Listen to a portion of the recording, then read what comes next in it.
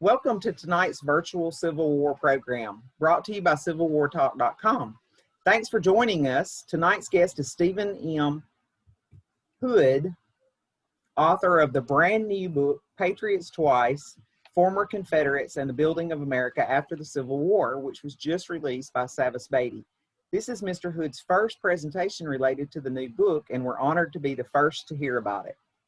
This series is brought to you by CivilWarTalk.com, the American Civil War discussion forum. We're pleased to be able to bring these programs, authors and programs to you via the live virtual platform. If you aren't already a member of Civil War Talk, we will be providing membership information later in the program. I hope you'll all join Civil War Talk, the Civil War Talk community.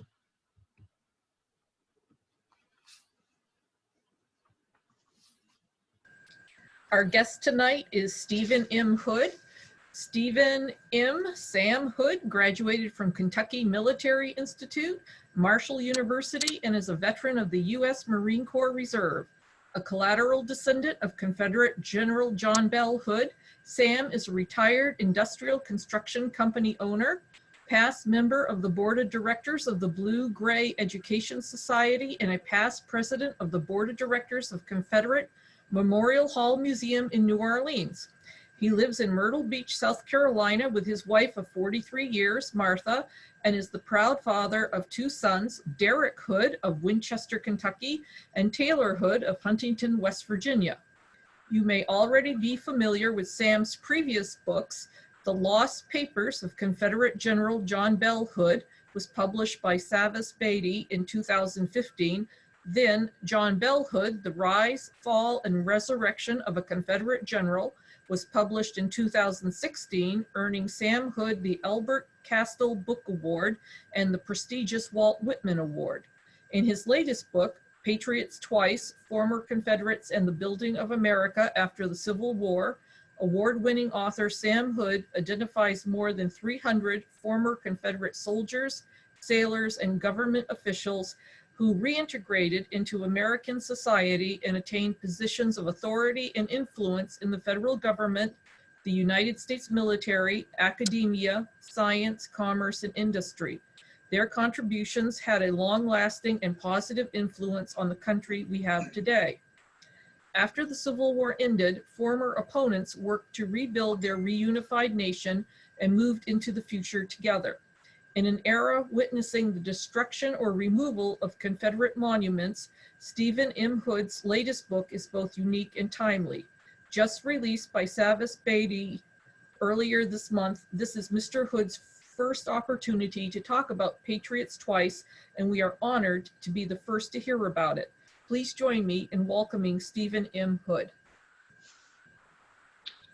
Thank you. This is like I said, this is my first Zoom presentation, and so far I'm liking it. Sitting in my home office and being comfortable. So I actually have been working on this book for almost 3 years. When the Confederate monuments first became under pressure, and basically, as far as I'm concerned, it started in New Orleans, actually.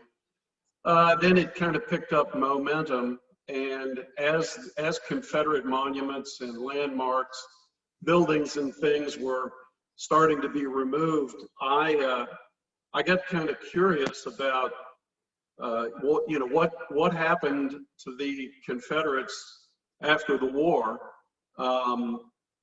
The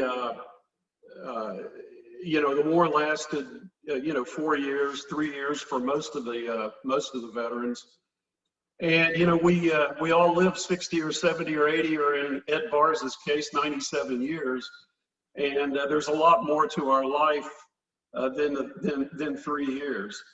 So I got a little curious and started looking into these guys. The extent of my knowledge of prominent Confederates or former Confederates after the war was that I knew that 4 former Confederate generals became U.S. Army generals during the Spanish-American War. And I knew that Stephen D. Lee was president of Mississippi State University and that Robert E. Lee went to Washington and Lee. Beyond that, I knew absolutely nothing about any of them. And again, as the monuments started coming down and statues started falling, I decided to start looking into these people that were now being vilified, were being called, you know, traitors, being called all kinds of names. And I thought, well, I wonder what these guys did with the rest of their lives. And it was shocking to me. While I was doing my research, occasionally I would actually audibly, say wow, or literally, smack myself on the forehead. Like, I can't believe this. So I started the research about 2.5 or 3 years ago, and another sort of a dilemma I had, or a problem I had, was as I am looking at these bio profiles and looking at these men, I had a problem with, well, what was going to be my criteria? How's somebody going to make the cut, if you will? And so I set the bar pretty high, and then, I set the bar pretty low. And then as I kept coming across more and more of these men, I had to keep raising the bar, and I soon started feeling pretty bad. I mean, I knew the book was going to be limited. Your typical 250-page book is 100,000 words, and so I am actually, if you will, cutting people, or there are these soldiers that I was unable to include in the book, who lived lives that were much more productive. They had much more accomplishments than I do personally. So it was tough to come up with who was going to make it in the book and who wasn't. And the number of 300 is approximate. I've got a lot of people in a lot of the veterans in the appendix. And then some of them I only mention maybe one sentence, and then others I'll dedicate a couple of pages to. But the number ended up being approximately 300. That wasn't a target number, or it wasn't a limit. That's just sort of what it turned out to be. The other thing I want to mention about the book is I also struggled with, once I came up with my research and my material, then I was trying to figure out, well, how to present this. I thought it was important, really more as a reference. I wanted there to be information available to people who are trying to save Confederate monuments. And I don't know that that reason or facts necessarily are going to be effective with all of the decision makers, whoever they are. Board of directors, county commissions, city councils, whoever it is that's making the decision on the fate of a Confederate memorial of any kind. I don't really know that facts necessarily are going to have an impact on them. There's a lot of emotion going on. I think we see it in the news every night. As a matter of fact, the Confederates, and I said this early on, the Confederates are the low-hanging fruit for the people who want to erase or perhaps redefine or reshuffle American history. The Confederates, I knew that the Confederates they were going to start with the Confederates, and I had no idea where it was going to end. So, and I think it's right now, you know, you're seeing statues of Jesus Christ and the Virgin Mary being toppled. So who knows where it's going to go? But the point I'm making is a lot of the assaults or a lot of the attacks on Confederate history and Confederate memorials and monuments and stuff is not so much reason-based, but emotional. And so, but for the benefit of the people who were interested in factually who were these people who monuments were raised to, and you know, what kind of men and women were they? I wanted to organize my information in a usable way. Now, the easiest way, and heck, maybe when all is said and done, it's the way it should have been done, was just to do a roster, you know, like an alphabetical roster or something. But that didn't really appeal to me. I didn't feel like I didn't feel like that would really be making points. So what I ended up doing, it's kind of a hybrid. The book it is a reference source, a reference book, but it's also a narrative. And Sam, not to call them chapters, but they're parts, part 1, part 2, part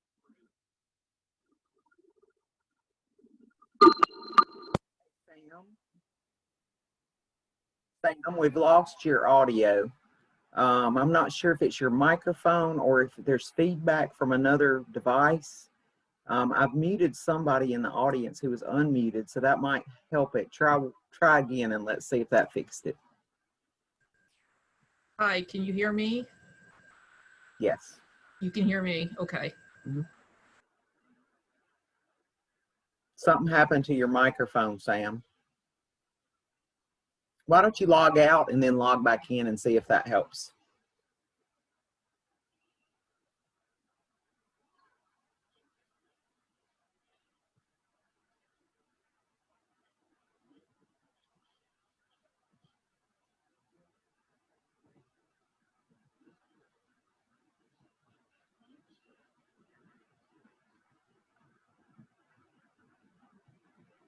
In presenting the information, rather than doing a roster, do alphabetical order, I decided to organize it in what I thought could be a useful way. And it's presented basically as a narrative with an appendix. And what I'm hoping is people can get the book, they can read it and enjoy it, and you know, and learn the research, but then be able to go back as often as they need to if there is an imperiled monument or something that they can easily go back to the book that they've read for the want of a better word, for enjoyment the first time, but then it be an efficient and useful resource later on. So like for instance, I've got in higher education, I've got it organized, or I've got a section on higher education, and I've got it organized in universities alphabetically, if you will.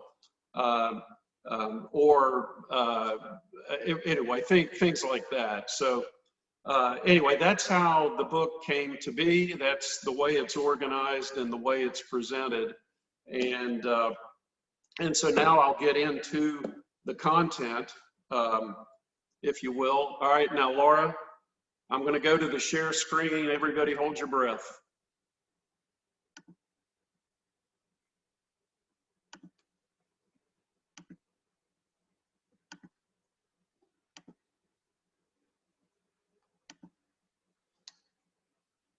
Laura, what do you see? We still see your face. If you choose this, click the share the screen button and it's choose the slide deck. Disabled participant. Oh, you know what? Because you logged out and logged back in, and I forgot to make you a host. All right. There you go. My bad. You should be all set now. All right. Let's. Yep.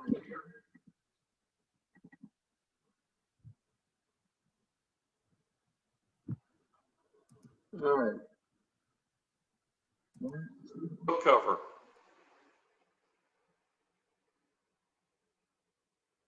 Everybody there? Yes, we can see the book cover now. Okay. All right. Well,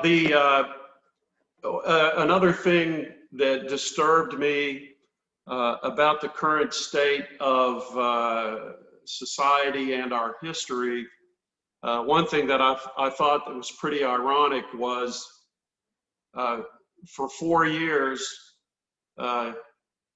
2 million Northern soldiers and 1 million Southern soldiers tried to kill each other. But then when the war ended, they seemed to reconcile, and things got much better. There's a lot of respect and admiration. And then here we are 150 years later, and there seems to be more people mad about it than the people that were actually shooting at each other 150 years ago. And the reconciliation began, in my opinion and in my research, with Lee.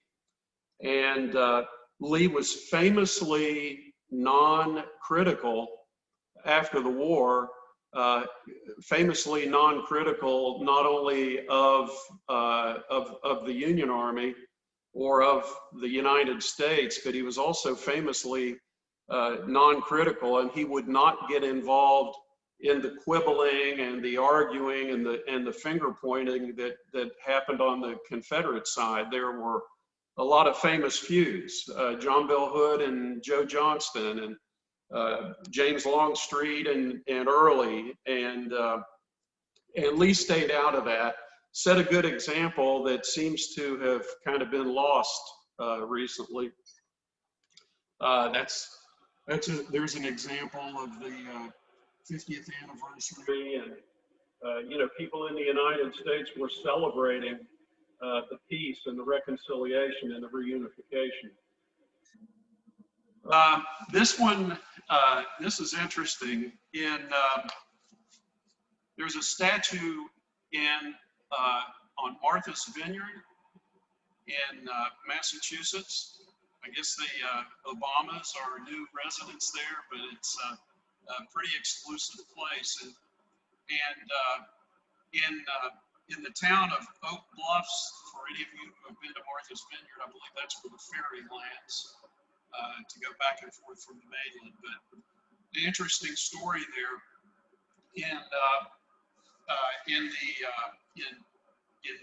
after the war, a Confederate soldier, Charles Strahan, who was a private in the 21st Virginia Infantry, actually moved to Martha's Vineyard, Massachusetts, and purchased the local newspaper there.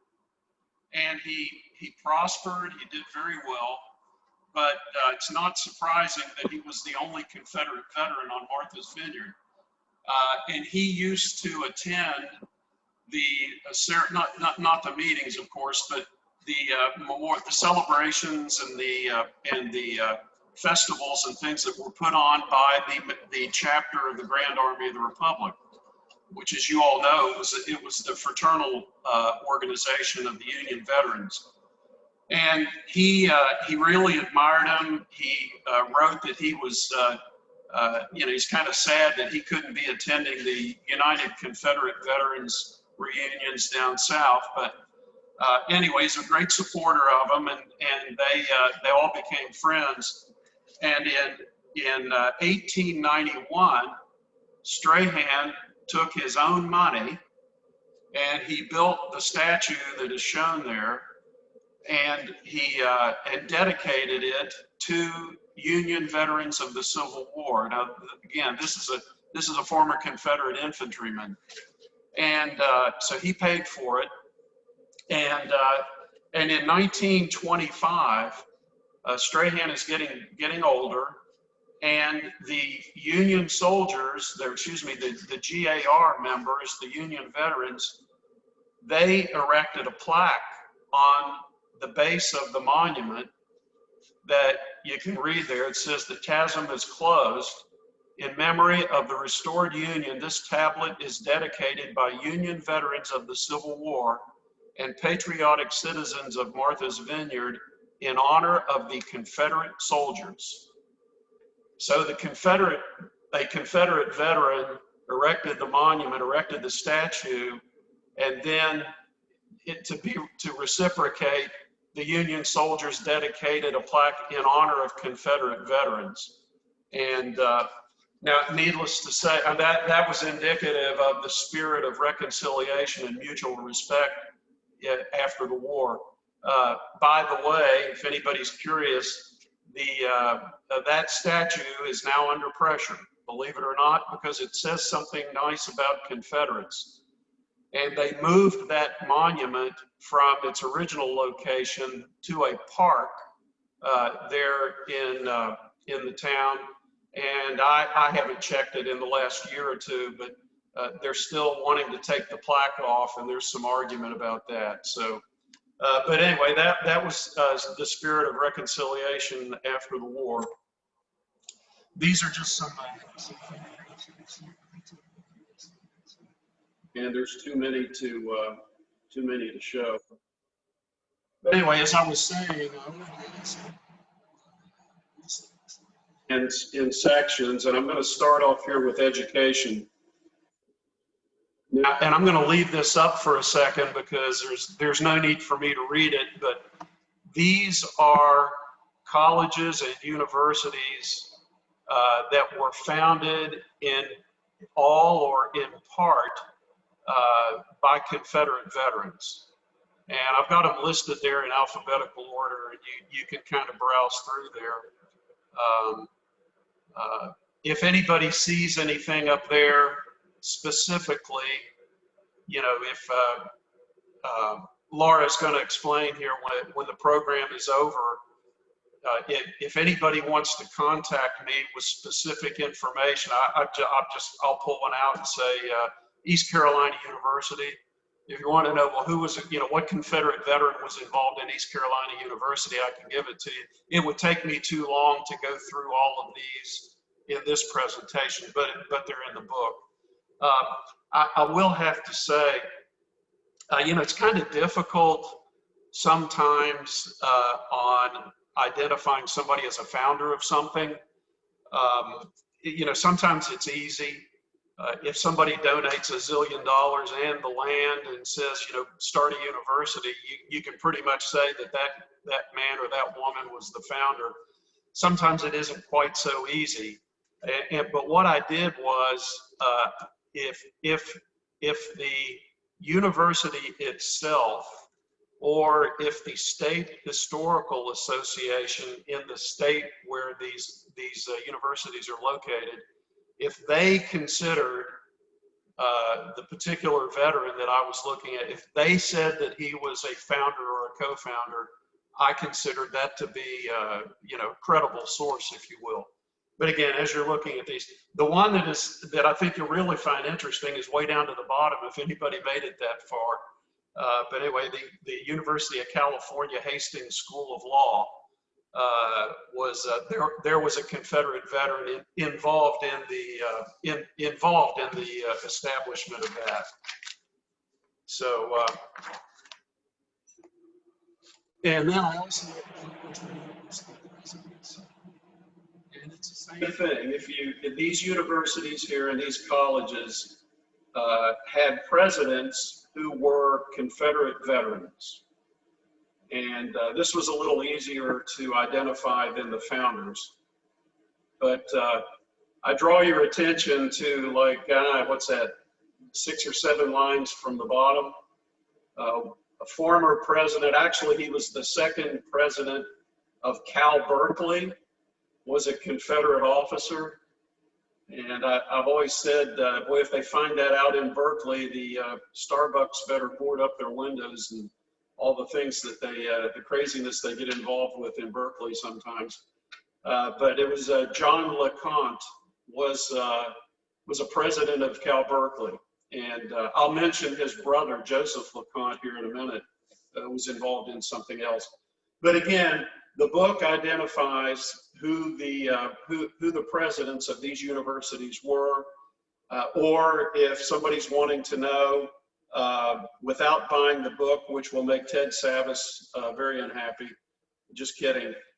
If you'll go on to the Civil War Talk, there's going to be there'll be a dialogue, and you can just ask me the questions. I'll check it tomorrow.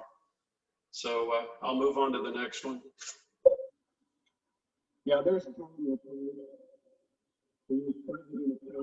twice actually, 1869, 1870, and then again 75 to 81. He was it's funny, his brother wrote a memoir, an autobiography, and his brother, who we'll see here in a second, he said that he and his brother John, he said, we thought we were lieutenants. He said, but they paid us the rate of a major. He said, and my brother and I decided we weren't going to say anything and tell them any different, so they received a major's pay. But they said, as far as they knew, they thought they were lieutenants. They worked in the laboratory of the Department of Nitra. So they were scientists, and they were involved, you know, in explosives and ordnance and in the chemistry lab. But they were officers. But like I said, they thought they were lieutenants, but they got paid as a major. So we'll call them lieutenant, I guess. And I didn't really look for professors because it's too hard. But while looking for founders and presidents of colleges and universities, I just started jotting down when I found a lot of professors. Now, by the way, I use the word professor generically. You know, if somebody teaches in college, I'll call them a professor. So you don't confuse them with somebody who's perhaps a secondary school or a primary school teacher. But again, these are all in alphabetical order. Some of these I mentioned, or some of these I included in my main text in the narrative, but most of these I have in an appendix. But there are some there. Most of them, you know, aren't surprising, you know, like Auburn and Baylor and all that. But you see some of the ones in there that they're a little surprising, like the University of Vermont and University of San Francisco, University of Pacific, which is in San Francisco, University of Wisconsin-Madison. Believe it or not, there was an art professor who was a Confederate soldier. So again, there's some there that you wouldn't expect. Those are in the those will be in the appendix. This guy, I put him up here just because I can't believe somebody produced this.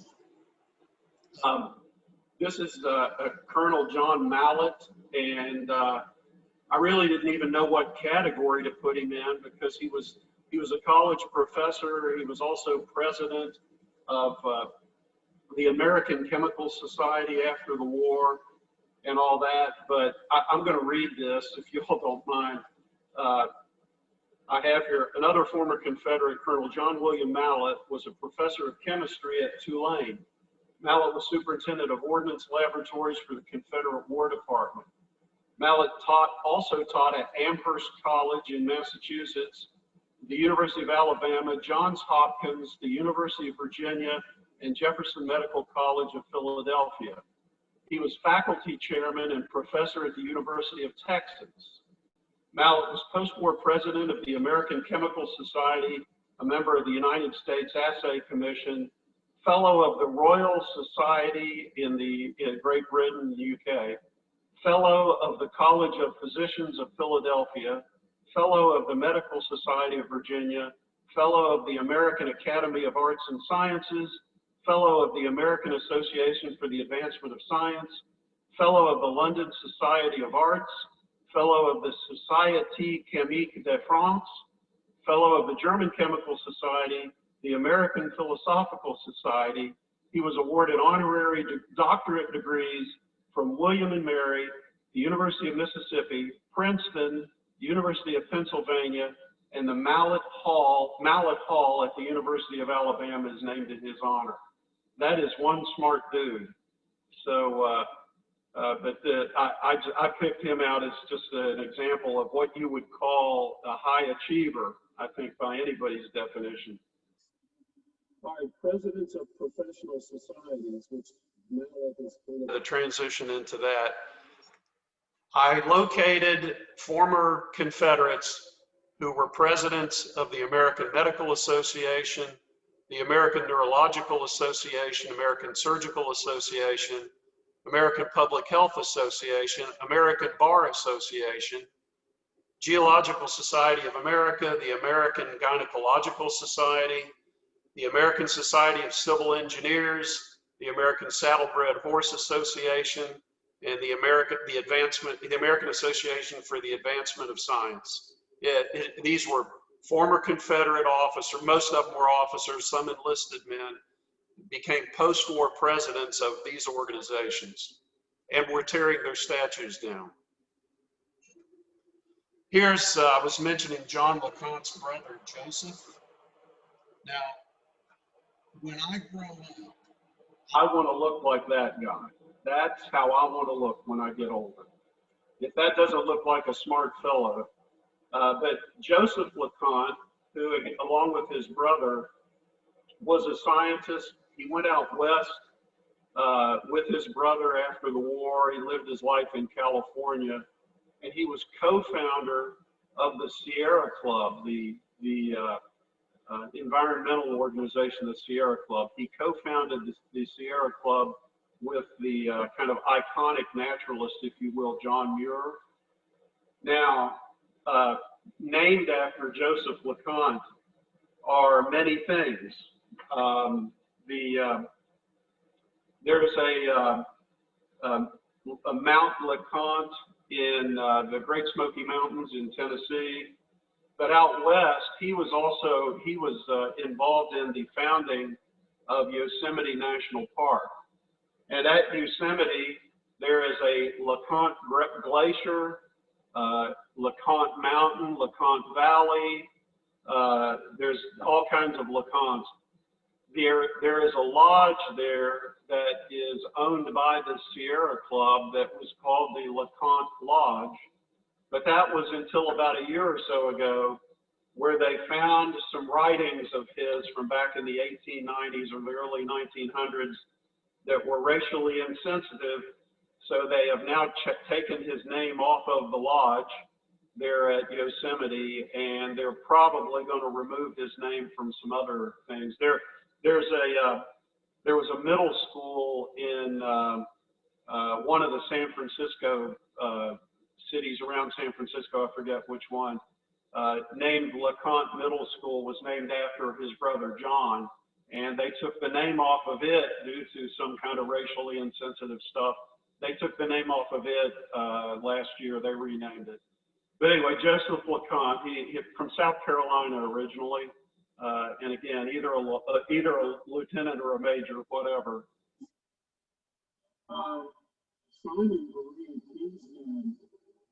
That was kind of a fascinating fellow. He was a Jewish immigrant from Germany at the time called Bavaria. He immigrated to Columbia, South Carolina, grew up and was educated in Charleston, South Carolina, and he became a physician. And when the war broke out, he volunteered. He enlisted in the Confederate Army, and he was originally assigned to a South Carolina regiment, but then he was soon transferred to the 13th Mississippi. And he at Gettysburg, 13th Mississippi took some horrendous casualties. Well, Dr. Baruch remained behind with the wounded soldiers to care for them, and was voluntarily captured, if you will, or surrendered. but he stayed and cared for the members of the wounded of the 13th Mississippi. He was later exchanged, went back into service and served with rejoined the 13th Mississippi and stayed with them for the duration of the war. But his son was named Bernard Baruch, and he is an iconic Wall Street financier who made zillions of dollars during the early part of the 20th century. He actually became an advisor to Woodrow Wilson, got involved in war armaments and raw materials purchases and mineral purchases, got involved. But anyway, made tons of money. And after the war, he became very much a philanthropist. And I'll just read a couple of things that are named in honor of his father, Simon Baruch. I have here, it's in the book, Simon Baruch is the namesake of civil monuments, educational entities, and academic departments in New York. Oh, I was going to mention, I'm sorry. After the war, he returned to Charleston, but he was only there for several years. Then he moved to New York City and spent his career in New York City, and basically he became an advocate of public health. He was among the first scientists or physicians to see a relationship between poor sanitation and disease. So like in Hell's Kitchen and some of the really poverty-stricken areas of New York in the late 1800s and early 1900s, he advocated public bath, sewer, and all that. But anyway, in New York, his son Bernard donated money, and many things were named in his honor. The Simon Baruch houses, which are public housing complexes in New York City, buildings, halls, and academic chairs at Columbia University, Clemson University, New York University College of Medicine, the Medical College of Virginia / VCU, the New York City Department of Education's Middle School 104 is named the Simon Baruch Middle School, along with an adjacent Simon Baruch Playground, which is under the auspices of the New York City Department of Parks. The younger, his son, further endowed in honor of Dr. Baruch, the Simon Baruch Auditorium on the campus of the Medical University of South Carolina in Charleston, and the Department of Physical Medicine and Rehabilitation at VCU. There was a World War II Liberty ship named after him. But again, he was a Confederate soldier. Now, if they're going to take the name, if they're going to take the Baruch name down off of a bunch of buildings and landmarks, that's going to be quite a task because there's so many things named in Dr. Baruch's honor. Another one I found was a doctor. Hampton Coit DuBose, and he was a Citadel cadet, and the Citadel Cadet Corps, like the VMI Cadet Corps, was activated and actually became what was called the South Carolina Battalion of Cadets, and fought several battles during Sherman's March to the Sea and Sherman's movements in the Carolinas. But DuBose and his wife went to China after the war and became Presbyterian missionaries. And he co-founded the Anti-Opium League in China and became its first president. He gained support of Teddy Roosevelt, the US Congress, and the British Parliament, the International Opium Commission, and eventually convinced the Chinese emperor to sign an edict banning opium exporting from China, which, as I understand it, went through maybe Hong Kong, but they convinced the Chinese emperor to stop exporting opium. Actually, most of the opium came from what is now Afghanistan through China and out. But anyway, and then he led to the International Drug Control Conventions of 1909 and 1912.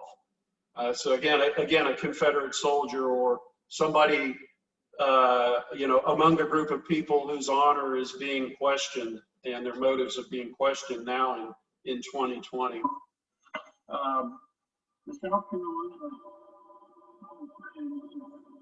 is actually only a few miles from where I'm sitting right now. It's part of the Myrtle Beach Convention Center, but two members of it are Colonel Ambrosio Gonzalez, who's a former Confederate officer, and he founded the big newspaper in Columbia, South Carolina. It's called The State, and he founded it. And but what he was really known for is he was the first scholar, if you will, to archive and study and record the Gullah dialect, the Gullah African dialect, which was spoken in the South Carolina and Georgia Low Countries. And it's still, there's still some Gullah. It's a combination of English and some African language and Creole. But he was the first to study it and archive it and write about it. And he was inducted into the Hall of Fame for that.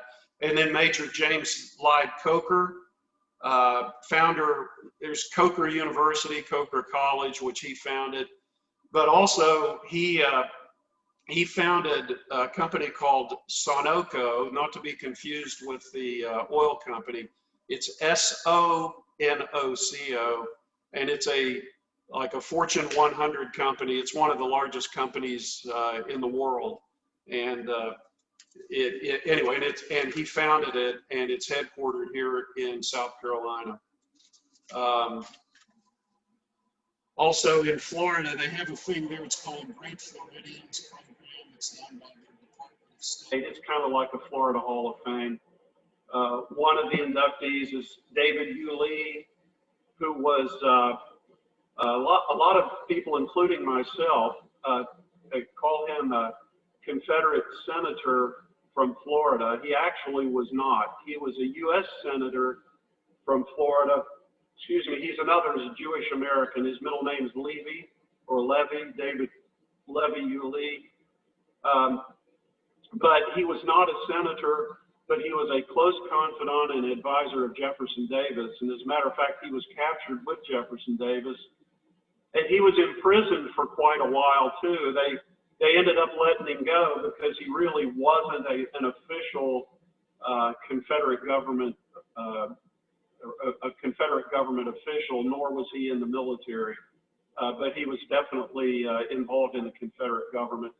He was inducted in the year 2000, along with Colonel Francis L. Dancy, who was a pioneer in the Florida citrus industry, and did all kinds of stuff and established and grew the post-war citrus industry in Florida. This one's kind of interesting. Sergeant Major Amory Coffin of Parkhurst, South Carolina Artillery became a structural engineer after the war, and he was involved. He worked for a big construction company in Pennsylvania, and that did a lot of the major projects in the United States in the late 1800s, early 1900s. But he was involved in he pretty much in charge, if you will, of structural aspects of that is the Wisconsin State Capitol. He was involved in that project. The building in the center at the bottom there, that is, believe it or not, that was one of the incarnations of Madison Square Garden in New York. It's been replaced 2 or 3 times, but that is Madison Square Garden, one of its early incarnations.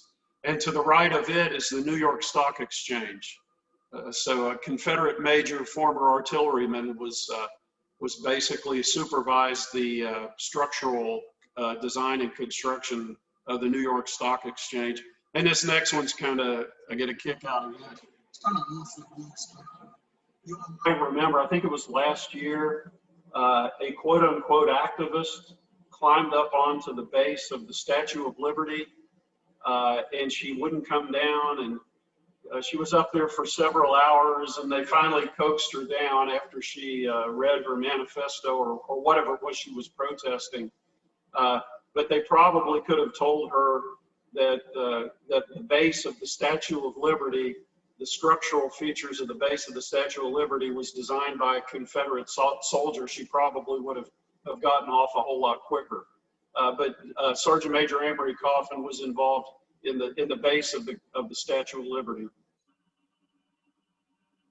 I'm sorry, I've jumped ahead. The Statue of Liberty, I've got my slides out of order here. The Statue of Liberty, that was Colonel Samuel Lockett. I'm sorry, he was Chief Engineer, Department of Alabama, Mississippi, and Louisiana. But he was another engineer and designed the structural features of the base. My transition from Sergeant Major Coffin there was a little clumsy. Sorry about that. This one is just interesting. It isn't so much profound, but in the Army of Tennessee, General Frank Cheatham's Corps, the medical director was Dr. Augustus, and I'm not sure how he pronounced his name, but I'm just I call it Braysocker. Dr. Augustus Braysocker, he was the medical director, or the chief surgeon, if you will, of Frank Cheatham's Corps. During the Tennessee campaign, at the famous or infamous, if you will, Battle of Franklin, Cheatham's Corps attacked the center of the Union lines around the Carter House, for those of you that are familiar with that battle. And one of the regiments that Cheatham's Corps went hand to hand with was the 24th Wisconsin Infantry, who was commanded by Major Arthur MacArthur. After the war, in the date 1910, 1920, if you will, in the late 1800s, Arthur MacArthur became a career military man, and he was stationed in Little Rock, Arkansas with the United States Army when his wife gave birth to his son, and the obstetrician who delivered his baby was Augustus Braysocker, and his baby boy was Douglas MacArthur. So, I just found that so ironic that Braysocker, who was a member of Cheatham's Corps, and Arthur MacArthur was severely wounded at the Battle of Franklin. He ends up delivering his baby 20 years later, and the baby was Douglas MacArthur. Braysocker is also a co-founder of the University of Arkansas Medical School. So he's elsewhere in the book. This one is really fascinating. So envy this guy's name. If you look at the distinguished gentleman on the left, it's Albert Freeman Africanus King. That's a pretty imposing sounding name. Well, he was surgeon for the 15 Alabama Infantry. And this was something I didn't know until researching this book, because I've only known it a couple of years, but not all, and by the way, this is also Confederate and also Union. Not every surgeon or assistant surgeon in every regiment, they were not all quote unquote in the Army. Some of them were actually in the Army, but they also, the Confederate Army and the Union Army actually would hire civilian physicians, and they would be the surgeons assigned to specific regiments. And in Albert King's case, he was with the 15th Alabama Infantry, and his contract, if you will, or his enlistment, his contract expired in early 1865. So he packed up, he went to Washington, D.C., and went to work in one of the several Union Army hospitals in D.C.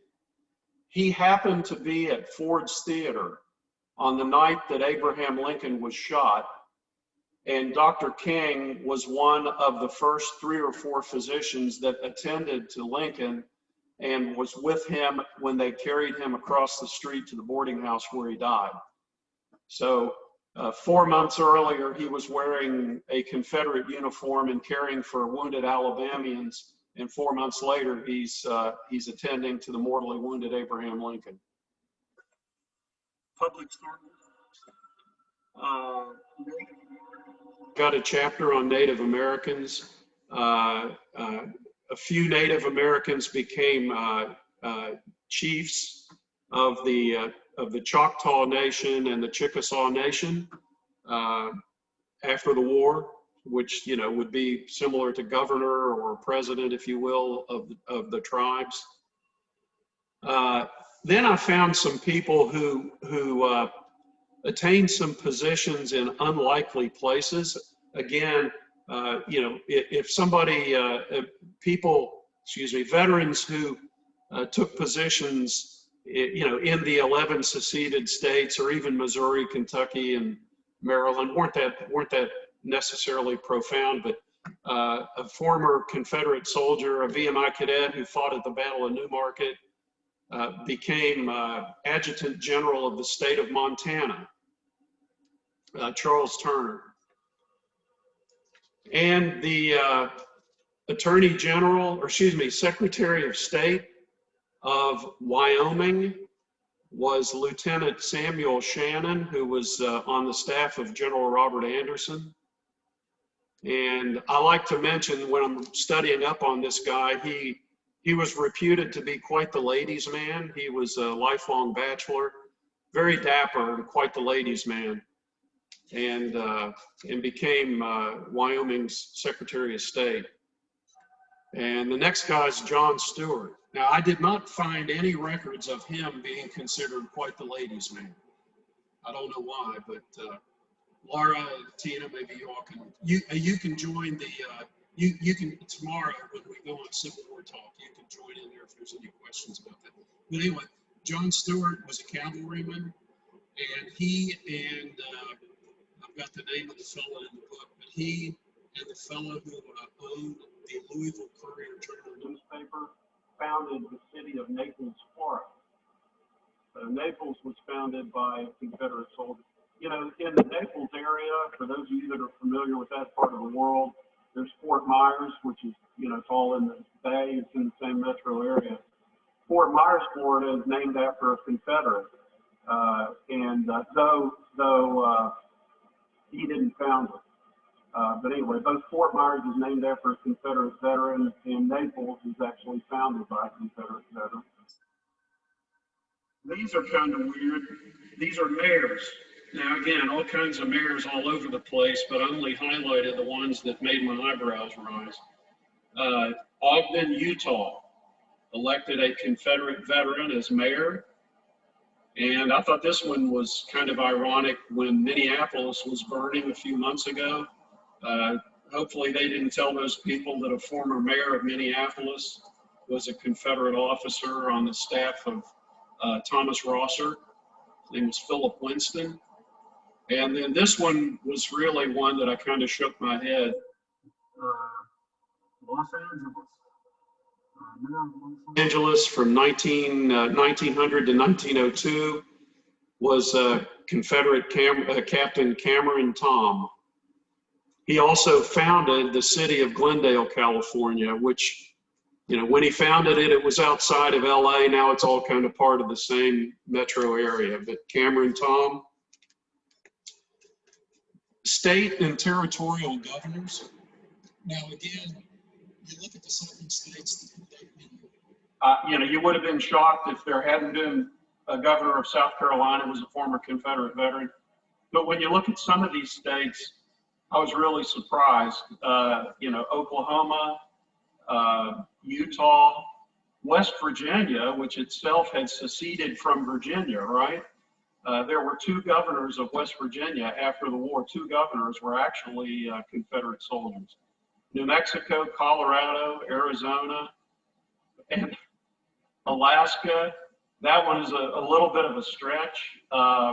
Real quickly on Alaska, it had just been purchased from Russia, and it wasn't even a territory yet. It was just a possession, if you will.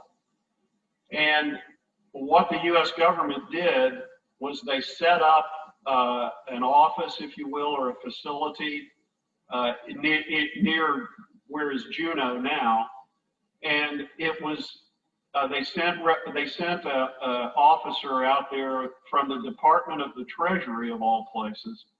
So the U.S. Department of the Treasury actually governed Alaska between the time it was purchased from Russia and until it actually became a formal territory. And one of the heads of the Treasury office was a former Confederate soldier. He worked really hard to get it territorial status, but died about a year or two before it was formally made a territory, and he didn't live to see it. But he is considered in Alaska history and in some of their literature and stuff, he's considered one of the fathers of Alaska statehood, if you will, and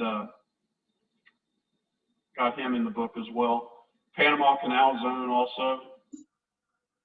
Now getting into the military, and I mentioned that there, when I first started researching this, there were 4 former Confederate generals that I knew became generals during the Spanish-American War, and here they are: Fitz Lee, Joe Wheeler, Thomas Rosser, and Matt Butler.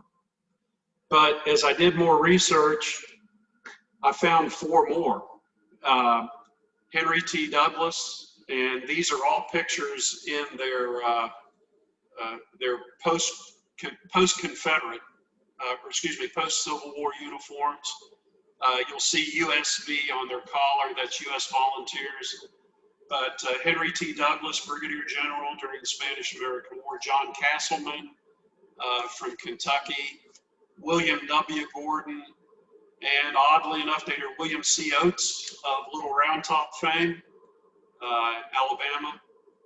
So there were 8 former Confederate officers who became generals during the Spanish-American War in command of U.S. Army officers. This is an interesting picture. This is Joe Wheeler, and those are his regimental commanders behind him. And if the one on the right looks familiar to anybody, that is Teddy Roosevelt of the Rough Riders, and future U.S. president.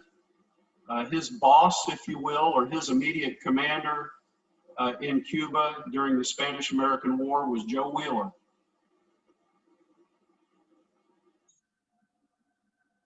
The U.S. government also, I guess I should have mentioned this, 10 U.S. presidents, beginning with U.S. Grant and ending with Woodrow Wilson, appointed former Confederate soldiers to U.S. government, federal government positions, 10 of them, all 10 in a row.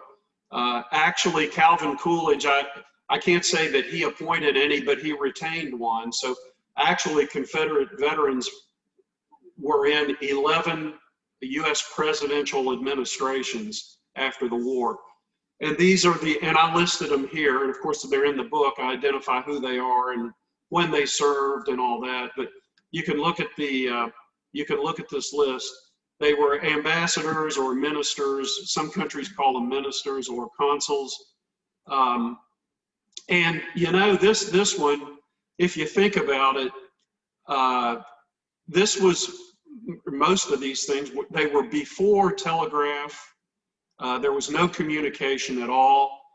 And if you were a United States Secretary of State or a U.S. President, and if you were going to appoint somebody to represent the United States of America in China, or, on the other side of the world, you've got a lot of faith in that person. You've got a lot of confidence in their abilities, but you got a lot of trust. And I don't think any of the 11 post-war presidents would have considered appointing as the ambassador to Italy or ambassador to Russia or ambassador to China somebody whose patriotism would be questioned at all. And of course, now Confederates, it's kind of synonymous with that they were traitors. But the people that fought against these guys, and in the decades immediately after the war, they certainly didn't consider them traitors. So anyway, so they were given a lot of responsibility and a lot of trust and a lot of confidence when you're appointed ambassadors. This one also, so this is Colonel Hillary, and I believe it's probably pronounced Hebert in Alabama. Would that be South Alabama, Laura? Maybe it might be Hebert, and it'd be Herbert in North Alabama, maybe? That's right. Where I live, it's Herbert. Hillary Herbert. And Colonel William Hunt of the 1st Louisiana became, believe it or not, Secretary of the Navy, of the U.S. Navy, obviously. And when I found these guys, I thought, you know, can you believe these guys were actually trying to sink U.S. Navy ships? And then 10 or 20 years later, they're in charge of them, if you will. So anyway, but two Confederate veterans were Secretary of the U.S. Navy. Panama Canal Commission, this is another one. It was kind of a yarner when I first saw it. But then when I started reading up on the building of the Panama Canal, I mean, it was incredible. And it was several nations, and then of course you had to supervise it, you had to govern the territory. In addition to the construction, if you will, there was also the civil end of the thing, you know. And one of the presidents of the Panama Canal Commission, which was similar to being the governor, if you will, of the territory of Panama, was a former Confederate. Benjamin Harrod, he was from Louisiana. Postmaster General, which today, you know, we might not think it's that big a deal, but when all there was the mail, it was a pretty big deal. And Colonel David Key, 43rd Tennessee Infantry, actually he was the first Confederate to be appointed to a federal government position, and that was by Grant. And I actually found another Postmaster General, but I forgot, I haven't put him up on the PowerPoint yet. So there were two Confederates. Department of the Interior, Secretary of the Interior. This guy's got the coolest name I've ever heard. Lucius Quintus Cincinnatus Lamar. And he was 19th Mississippi and was appointed Secretary of the Interior. We'll see his picture here in a second. He was appointed another position. Solicitor General, that's another one that unless you're a lawyer, chances are you don't know what the Solicitor General does, but it is an extremely important position. The Solicitor General represents the United States of America, or represents the federal government in cases before the Supreme Court. So one side that's suing or petitioning not suing, but appealing to the U.S. Supreme Court, the Solicitor General will represent the U.S. and then whoever else, the other party. So it is not an unimportant position. I've always thought Private John Good there, I think he looks like Ted Cruz, but that's just me. Anyway. next, U.S. Attorney General. There were two Confederate veterans, Amos Ackerman and Augustus Garland. Ackerman, I give him some space in the book. Ackerman became known immediately for going after the KKK.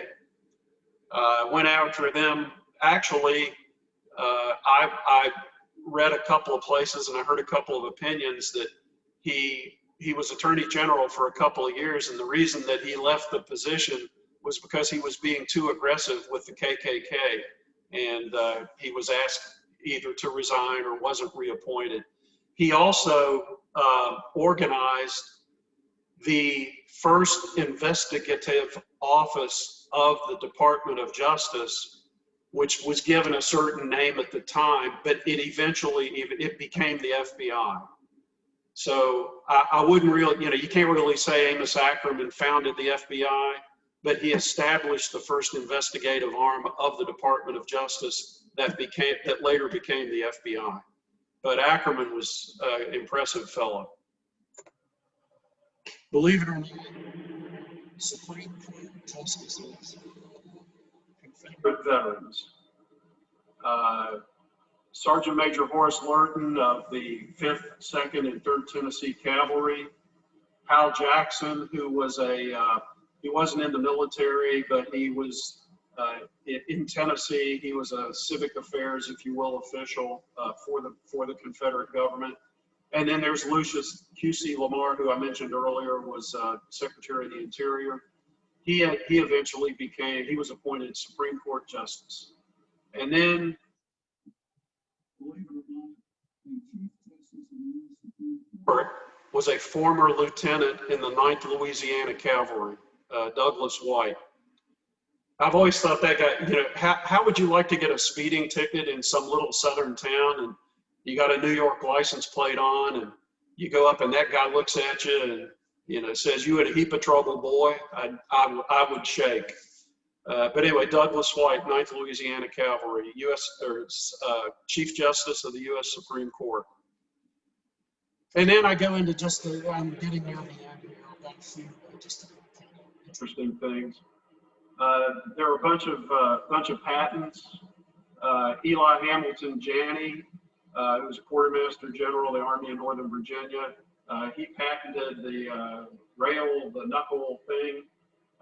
Used to be one of the most dangerous things in the world was to work on a railroad where they had the ring and the pin and the guy had to stand down there and hopefully not get crushed to death. But Eli, they're still in use today, patented by a Confederate veteran.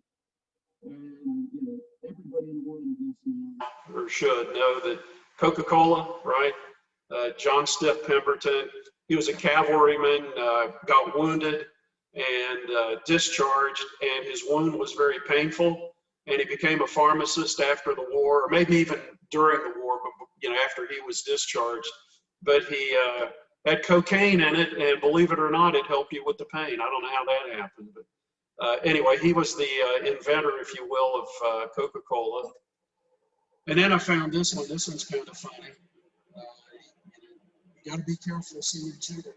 Now, you might get called names, but James L. Pierpont, 5th Georgia Cavalry, which is also called the Georgia Hussars. They're still a reserve unit. It's kind of like the Washington Artillery, National Guard in Louisiana. They still call themselves the Washington Artillery. But it was the Georgia Hussars, and he copyrighted Jingle Bells. He was originally from up north. So those are more like this, and when all was said and done, we are this. And I like to think that former Confederates from the 14 or 11 seceded states, however you want to look at it, had a lot to do with where we are today. So that's what's in the book in much more detail. And I guess I can take a few questions if Laura is ready.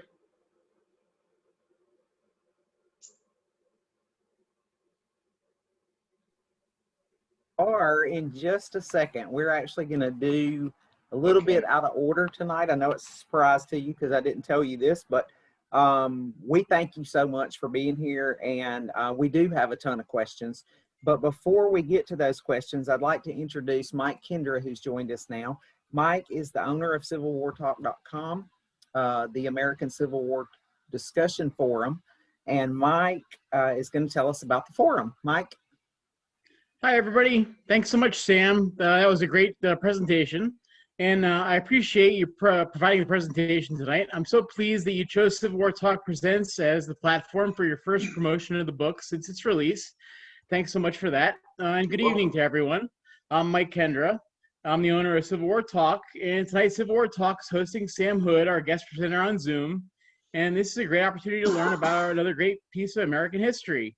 But Civil War Talk is much, much more than a weekly Zoom meeting. Although we have our share of everyday visitors who share stories and do research, We also have a large community of historians, reenactors, and students, and I'd even say fanatics about the American Civil War. Many of us don't read a story or two about the Civil War. We live and love to learn about the era. It's our passion. Way back in 1999, you might have had to listen to those dial-up tones to get to the World Wide Web. You probably used Netscape Navigator. The internet had dancing babies, and back then Google still was in beta. Also, somewhere in there, Civil War Talk was born. Today, we've grown into a modern community with over 24,000 members and over 115,000 different discussions about the war between the states. Membership in our community has always been free, and it's really easy to join too. If you want to avoid those pesky Google advertisements on our site and also get the first shot at registering for our future Zoom meetings and other great perks, you can support Civil War Talk with our premium membership for as little as $12 a year. You'll support our community and get lots of great perks. I want to invite you to join our community today, and if you haven't already, you'll find stories that you'll cherish, you'll find knowledge that'll thrill, challenge, and enlighten you, and you'll find friends that'll last a lifetime. Join Civil War Talk tonight, and we hope to see you all in our community soon. Thanks, Mike. Thank you. Hope everyone will join Civil War Talk as soon as we end the program. We're going to get to those questions if you're ready, Sam. Sure. Okay, let's see. We're going to start with the first ones that came in. Let's see if we can find them.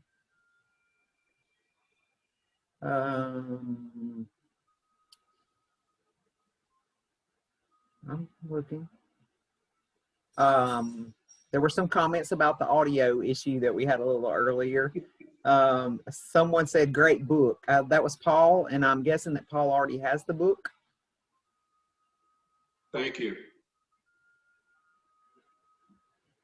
All right. And while you were gone, just so you know, Jerry Wooten, who's going to be our guest on October 28th, did a promo for his program that's coming up on the 28th. I don't know if you saw that or not. I did. Thank you, Jerry. Thank you for covering for me there. Great. That was nice of him to let me put him on the spot like that. Okay, here's our first question.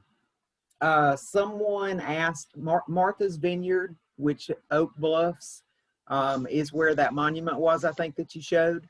Yes. And they said that it was largely founded by Methodists who were using it as a summer retreat. And it's become a gathering place for East Coast African Americans during July. So that might be some of the reason of the I guess they were asking, did that have anything to do with the? Well, they moved it from, I know it's probably a lot of people haven't been there, but it's a small town. It was in the middle, and there's actually a park. It's called Ocean Park. So it isn't like they, you know how a lot of the towns are moving statues to, like, you know, behind the dog pound, if you will, but no, they moved it to it's called Ocean Park, I believe. So it's still in a nice place. Why they moved it, they moved the whole thing. So I don't know if there was any particular reason to do it. I would say not, since they moved it to a park. You know, it's probably pretty nice. I can't imagine a park in Martha's Vineyard not being nice. So, but thank you for that input. Could be. Let's see. Rob wants to know about Governor McDaniel, who was involved in the founding of Georgia Tech, possibly. Okay. The question is. I wanted to know if that was is who it was. Was he in the book, or was that? Did you know about that, or did you know if he actually was involved in the founding of Georgia Tech? Yeah. Well, again, I've got it in my notes, and the notes are very truncated version of what's in the book. Yeah, I've got Henry Dickerson McDaniel, Major 11th Georgia Infantry, post-war governor of Georgia. During his tenure, the Georgia Institute of Technology was founded. Nathaniel Harris is another Georgia Tech, post-war governor, blah, blah, blah. Yeah, yeah, McDaniel and Harris. And again, I got that off of Georgia Tech's website. So, but those are two. I had two for Georgia Tech. I think Governor McDaniel was actually wounded at Gettysburg also. Let's see, William would like to know, isn't the University of Pacific in Stockton, California, or is it in San Francisco? I thought it was in San Francisco. It got corrected. It's in both. There are 3 campuses. Oh, okay. And one of them is in San Francisco, and the main one's in Stockton, just so you know.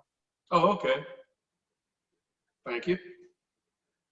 Let's see, Cindy said, I think she was talking about Baruch, but I'm not sure. She said, amazing what that man did in one lifetime. Cindy, was that about Baruch that you were talking?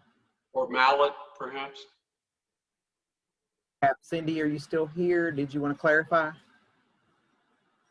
I'm here. I was just talking about that gentleman that was, I forget his name, the one that was in all the different societies that was so smart. I just thought that was just amazing. She said that she's talking, yeah. I think that was William Mallet. Yeah, and again, and I didn't have everything. You know, again, it's a presentation. The books have. He's from Ireland. He was born in Ireland and came over to the U.S. to study and stay. Okay, let's see. The next question is from Richard, and he said, did you cover John T. Morgan and Morgan from Alabama and Morgan Hall in the University of Alabama in the book? The name is not familiar. Okay. Richard, do you want to tell us what? I can look in the index. Yeah, Richard can buy the book too, can he? Well, yeah, but you know. No. Morgan? John T. Richard, did you want to unmute? And... Yeah. You got me? Yep. Yeah. Yeah. John Taylor Morgan was enlisted as a private in the Cahaba Rifles, 5th Alabama. Anyway, he went on to become a general. And after the war, he was the Grand Wizard of the Ku Klux Klan here in Alabama, but he was elected as a U.S. Senator, and he went on to make the federal government pay to rebuild the University of Alabama in the late 1880s because Upton burned it down, burned it to the ground during the war. Yeah, late in the war. And he was responsible for having the federal government rebuild the university. So a couple of years ago, I was in the house too far, go figure that one, and having a discussion with some post-grad students about, do you even know who this man is?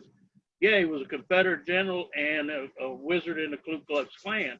I said, no, if it wasn't for him, the university would have never been rebuilt, or it would have been rebuilt a lot later. And he made the federal government rebuild the university. And they didn't even know that. All they knew was he was a Confederate general and a Grand Wizard. Well, I'll be honest with you, I didn't know it either till just now. And let me say this real quick. I have this in the introduction of my book. Any history book should be called a history of whatever, not the history of whatever, because you only know what you know, and there is no such thing as the history of anything, because the minute the book, the ink is dry, somebody's going to discover something or learn something that we didn't know, and I'm sure there's going to be a lot of people that I just, how'd I miss that? So, but that sounds also Benjamin Ewell. Basically, he was the president of William and Mary. I'm working off of memory here. President of William and Mary, and then they had to close it during the war, and then it was burnt down by the Union after the Union left it after using the campus. And then after the war, Ewell went back and with his own funds, which he didn't have a lot of, because, you know, he lost a lot during the war. He basically funded the university and kept it going, and then got funding and rebuilt the university. Obviously he's not the founder of the university, because the thing was founded back in the right after Harvard, but he sounded like Morgan. Had it not been for Ewell or Morgan, those two universities may not have reopened. I might have to put him in volume 2, maybe. Got some more coming up for you too. It'll be in volume 2. So Paul wants to know, what was the general reaction to John Mosby when he became a Republican and worked with Grant after his notoriety? Well, I didn't study necessarily the individual characters, if you will, in the book. And again, I mentioned that in the introduction as well. I didn't, and I'll answer the question in a second, but I'm glad he brought that up. In this day and age, everybody seems to be judged by modern standards, and even those things change. You know, what's acceptable in 2020 was taboo just 3 and 4 years ago, and I didn't want to get into studying in a biography, if you will, of any of these guys. Were they worthy? Were they unworthy? You know, what were their values? There could be 300 biographies written about all of these characters.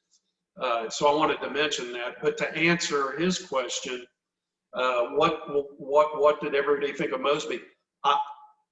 I would say, and I'm just guessing, probably not good, because he became a Republican.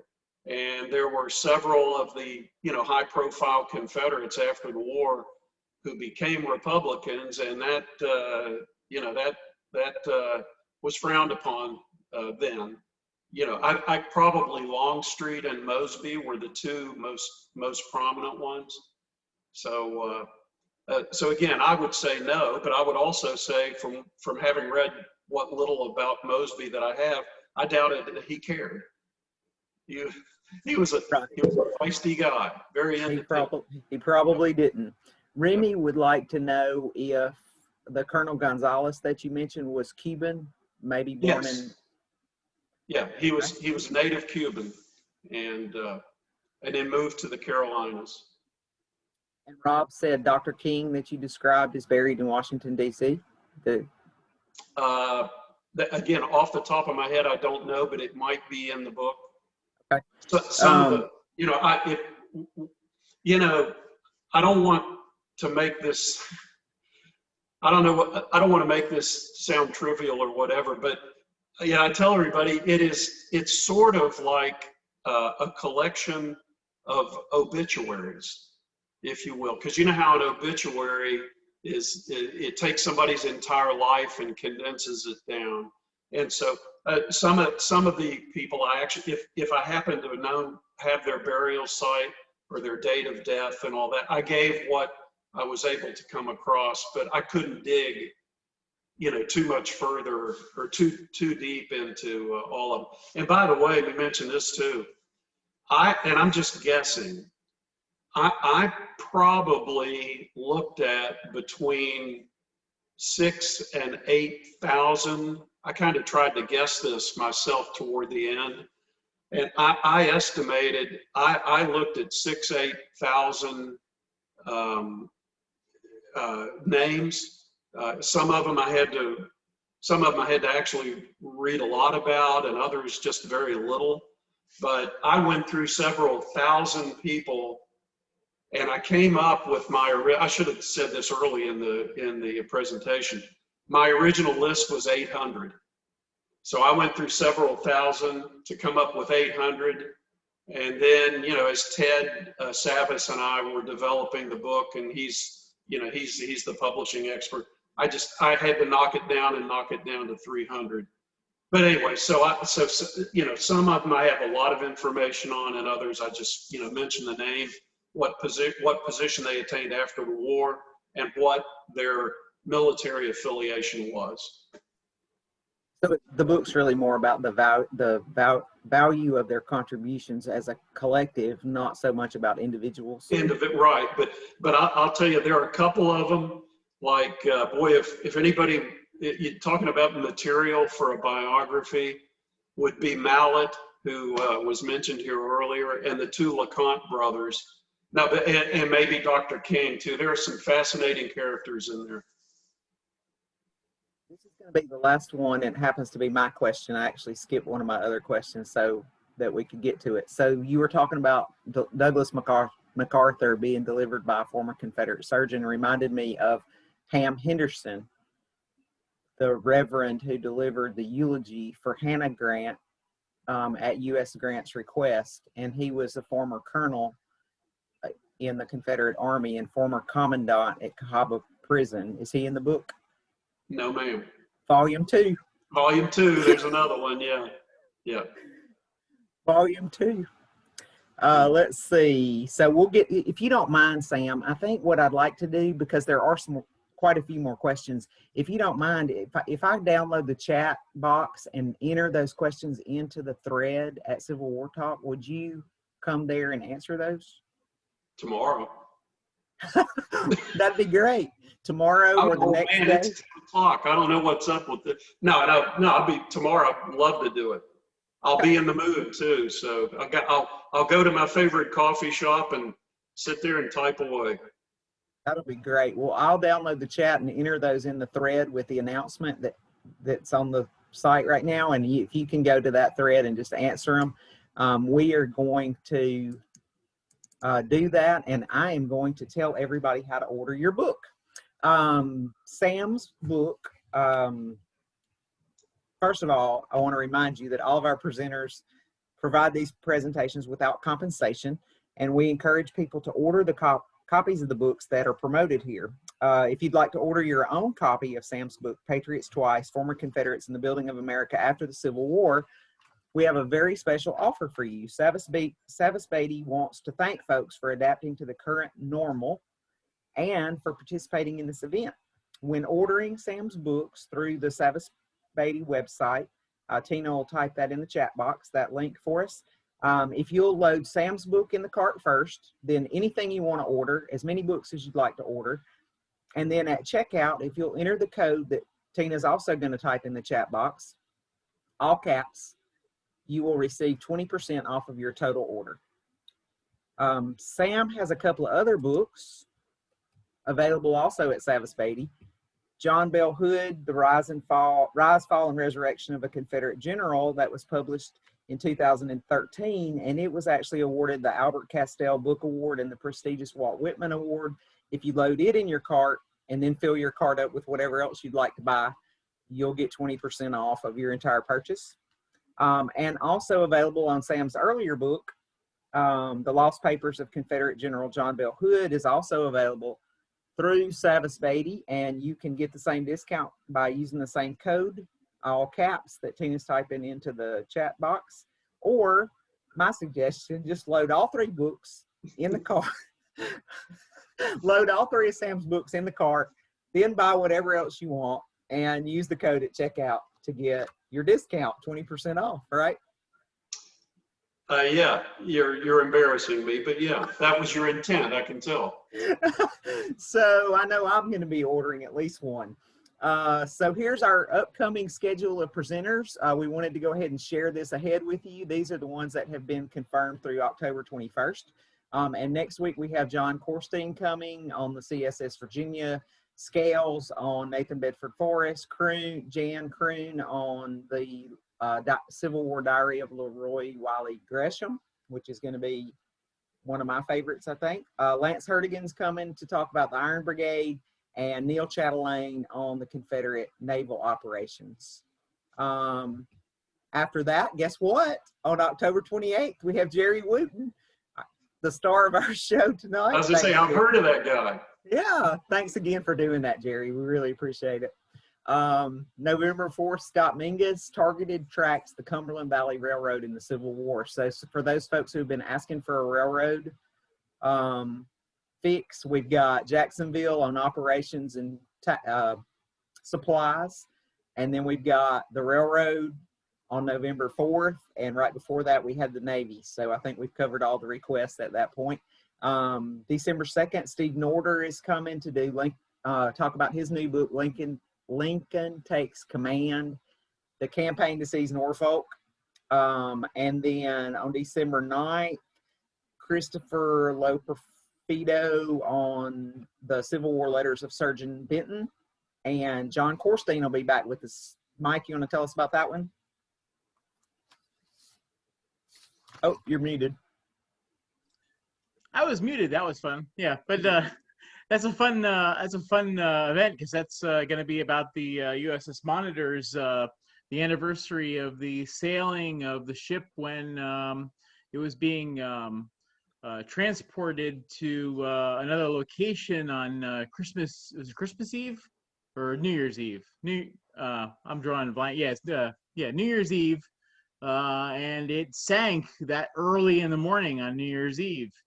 So we'll be actually having our chat on the day or the evening of the sailing of the Monitor, and we'll be able to talk about all the events that led up to the sinking happening, and maybe some of the mistakes that were made and a lot of the things that they attempted to do to maybe try to save the ship and all that good stuff. So I'm looking forward to that, and then that should be a good discussion. Yeah, that's going to be a great one and perfect timing, right? So again, Sam, thank you so much for being with us and for providing the program. Thanks everyone for joining us. I hope we'll see you next Wednesday at the same time, and we will have John Corstein here to talk about the CSS Virginia. See y'all then. Thank you all. Thank you. Thank you very much. Thanks, Sam. Oh, hey, one good thing that everybody can look forward to if you missed the beginning of the meeting like I did, I probably post this on YouTube tomorrow. So more people will get exposure to it, and hopefully everybody get a chance to see this on the website. I'll post it in the afternoon probably and get it on the I've got a couple of the of website. Technologically challenged friends who couldn't do this, but they asked me, was it going to be on YouTube? So I thank you. Yeah, I don't tell people I'm going to do that because I want them to come to the meeting. Yeah, but yeah. Now the meeting's over, I'm willing to let the cat out of the bag. Great. Thank you.